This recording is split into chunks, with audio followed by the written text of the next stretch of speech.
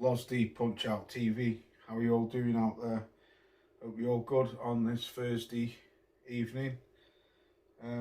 Just recording this. Just got in from from work. Excuse me.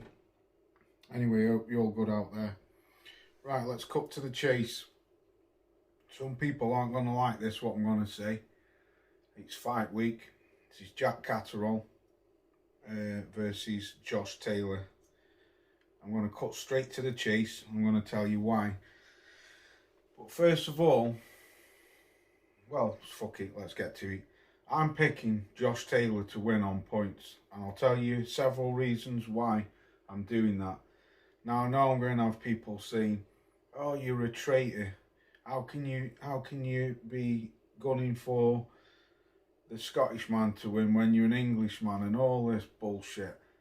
Like I said last week, when it comes to boxing, I don't go with this England versus Scotland or England versus Ireland or Britain versus USA. I don't do that shit in boxing. Some people do, some people don't, and I'm one of them people what don't. If I like a boxer, one of my favourite fighters, if not my favourite fighter, is Regis Prograis, and he's an American fighter. So I'm sure I'm going to have a few people upset over this, but who I want to win and who I think will win are two different things. Now I'm giving you my honest opinion on this. If I'm honest, I really don't care who wins because I like both of these fighters. But who I think wins, Josh Taylor, is a different question. Like I say, this is a very patriotic fight because obviously spans back years and years and years and years and years, many years anyway, of England and Scotland and stuff like this. And plus, it's us Brits. It's in us blood. We're patriotic people. But for me, like I say, who wins this, I really don't care. But I think Josh Taylor will win. And I'm going to tell you the reason why. So first off, I watched the press conference today. Not all of it, but some of it. And the body language, excuse me, what I'm getting from Jack Catterall is he's like a dog with rabies. He's dying to be let off the lead to go and fucking bite someone. And I don't mean that horrible. I mean, the kid is revved up. He's revved up. He can't wait to go. You can see it in him. You can hear it in his voice. You know, he's dying to go. He can't wait for this fight. The body language I've got off Josh Taylor today was quite not that bothered. Like he seemed like I'm not saying he's not bothered, but he very relaxed and chilled. Didn't seem like he was, like say, yeah, that bothered. He's just gonna turn up and fight. Now I follow both of these on Twitter, and I've been watching them very carefully over these last couple of years since their last fight.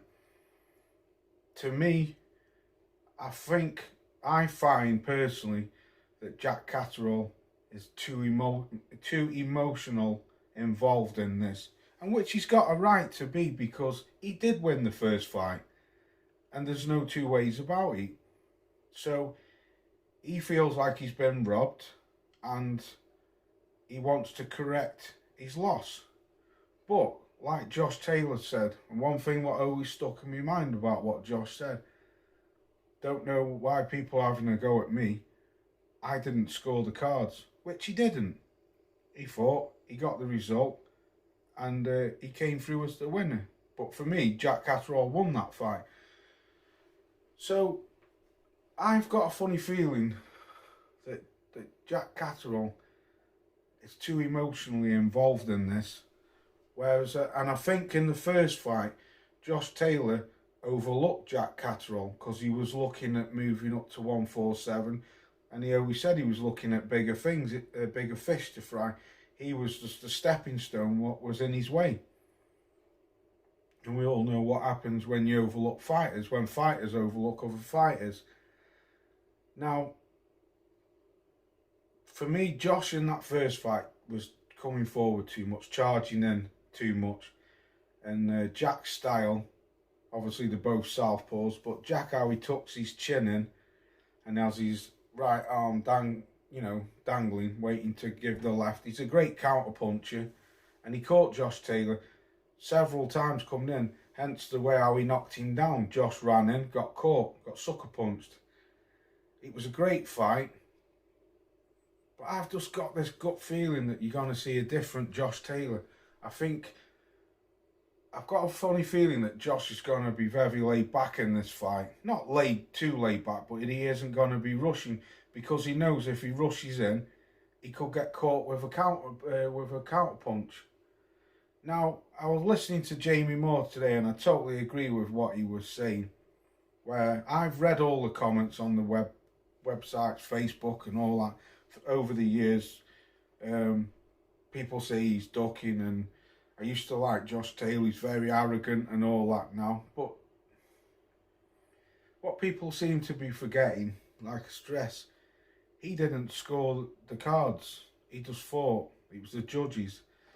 But for me, I just think you're going to see a different Josh Taylor. I really do. And I do that. Sorry, that's what I was going to say. I've gone way off what I was going to say. I totally agree with what Jamie Moore said today. People seem to think because he lost to Teofimo Lopez, that's it, he's finished. He's at the end of his career. I personally don't believe so. I think that's stupid that anyone would think that. Because Teofimo Lopez is a fantastic fighter. There's, in my eyes, probably the best 140 fighter. He's a bell end outside the ring, just like his dad. But the kid can fight, man. There's no two ways about it. Lopez is a fantastic fighter.